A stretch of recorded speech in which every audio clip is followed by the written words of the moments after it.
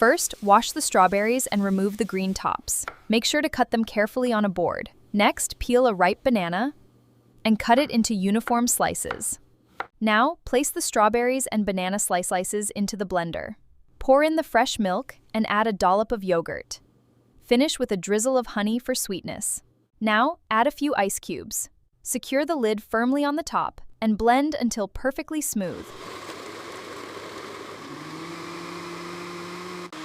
Now that it's perfectly blended, remove the lid and slowly pour the thick smoothie into your glasses. Top with a fresh strawberry for a beautiful finish.